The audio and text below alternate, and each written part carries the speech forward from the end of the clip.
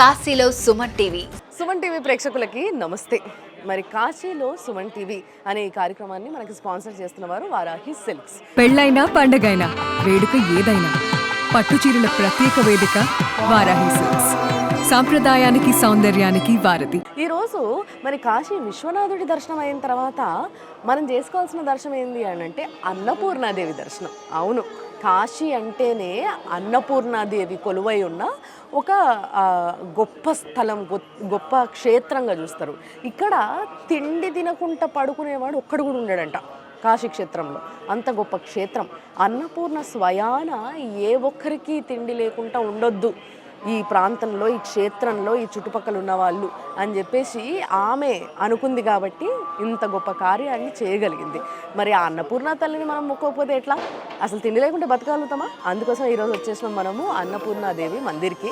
నిత్యానందకరీ వరాభయకరీ సౌందర్య రత్నాకరీ నిర్ధూతాఖిల ఘోర పావనికరీ ప్రత్యక్ష మాహేశ్వరీ ప్రాళేయాచల వంశ పావనకరీ కాశీపురాధీశ్వరీ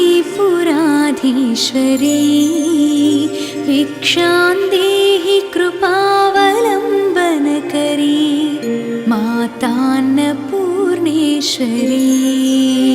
ఆ యొక్క ఆర్కిటెక్చర్ ఏదైతే స్టోన్ పైన వేసిండ్రో, ఆ స్కల్ప్టింగ్ ఏదైతే వేసిండ్రో స్టోన్ పైన, అస్సలు అది మాత్రం యాజ్ ఇట్ ఈస్ విశాలాక్షి అమ్మవారి టెంపుల్ లాగానే ఉంది. అండ్ చాలా గొప్ప ఉంటుంది కూడా ఇది. చూడండి. చంద్రార్కానల కోటి కోటి సదృశ చంద్రాంశు బింబాధరీ చంద్రార్కాగ్ని సమాన కుండలధరీ చంద్రార్కవర్ణేశ్వరీ.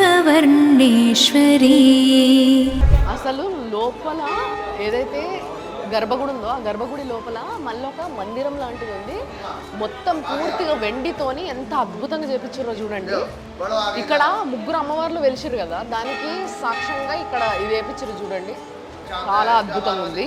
అమ్మవారి యొక్క విగ్రహము అసలు చాలా అద్భుతమైన మొహము, ఆ మొహంలో కళ అసలు కళ్ళలాడిపోతుంది. మహాలక్ష్మీదేవి యొక్క కళ కూడా ఆమె ఫేస్లోనే కనిపిస్తుంది చూడు. ధన్ త్రయోదశి, చిన్న దివాలి, పెద్ద దివాలి, దేవ్ దివాలి అని వీళ్ళు చేస్తారు. అట్లా ఒక 4 పండగలకి మాత్రం కంపల్సరీ బంగారంతో అమ్మవారిని మొత్తం స్వర్ణ అలంకారణ అనమాట, బంగారం కవచంతో అమ్మవారిని అలంకారణ చేస్తారు. ఎంతో అద్భుతంగా ఉంటుంది అసలు అది. ఆ తల్లి యొక్క దయ ఉంటే మన ఇంట్లో అన్నంకి కొరత ఉండదు. ఎంతమందికైనా అన్నం పెట్టే శక్తి మన చేతికి అమ్మవారు ఇవ్వగలుగుతుంది. సర్వమంగళ మాంగళ్యే శివే సర్వార్థ సాధికే త్రయంబకే గౌరీ నారాయణే నమస్తుతే. अन्नपूर्णे सदा पूर्णे शंकर प्राणवल्लभे ज्ञानवैराग्य सिद्ध्यर्थम कामधेयं च पार्वती माता च पार्वती देवी पिता देवी महेश्वर बांधवासे भक्तदे शोभो नेत्रम. ఈ అమ్మవారి దగ్గర నుంచి ఇంత బియ్యం దొరికినా చాలు తెలుసా, మన ఇల్లు ఎప్పుడు నిండుగా ఉంటుంది. ఏ అమ్మవారి క్షేత్రంలో అయినా శ్రీచక్రం అనేది శక్తిని పెంచుతుంది. ఆ శ్రీచక్రం కూడా ఇక్కడ ఉంది చూడండి.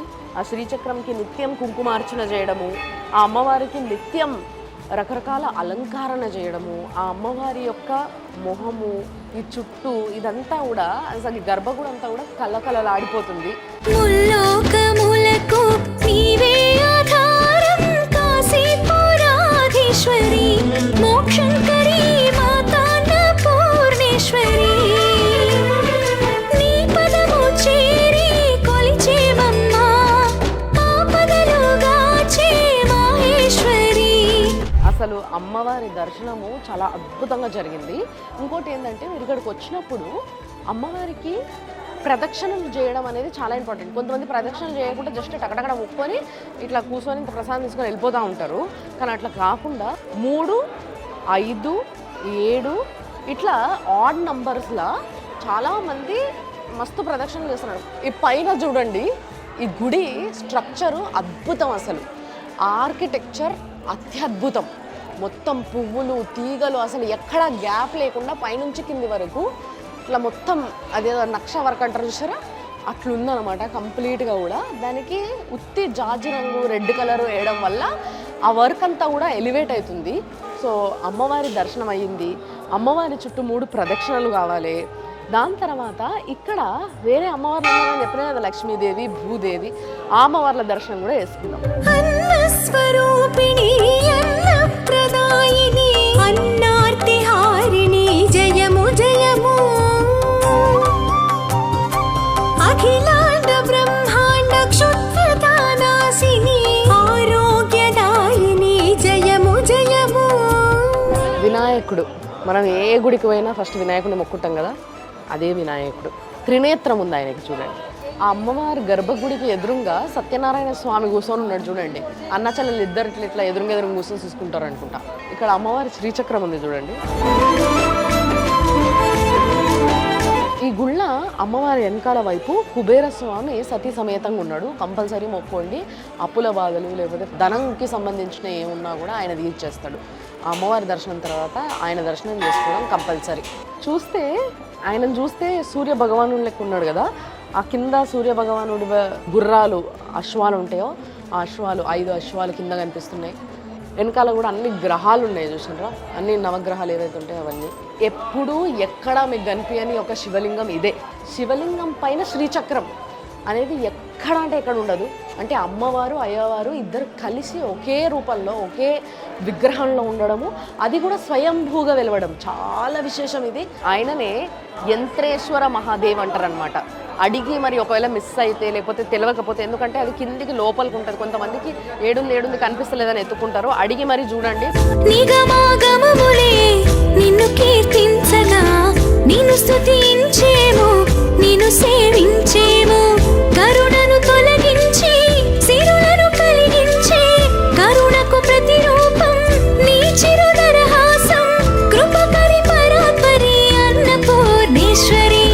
మాతా చ అన్నపూర్ణాదేవి, పితాదేవో మహేశ్వర, తర్వాత బాంధవా శివ భక్తస్య స్వదేశో భువనత్రయి. సో మీరు గుడి నుంచి బయటికి పోయినప్పుడు తప్పకుండా ఈ మాట చెప్పుకోండి. ముల్లోకములకు నీవే ఆధారం కాశీపురాధీశ్వరి మోక్షంకరి మాతాన్నపూర్ణేశ్వరి నీ పదము చేరి కొలిచేమమ్మా ఆపదలుగాచే మాహేశ్వరి. ఇదనమాట కాశీలో సుమన్ టీవీ యాత్ర. ఈ కార్యక్రమాన్ని మనకు సమర్పిస్తున్న వారు వారాహి సిల్క్స్. కాశీలో Suman TV sponsored by Varahi silks.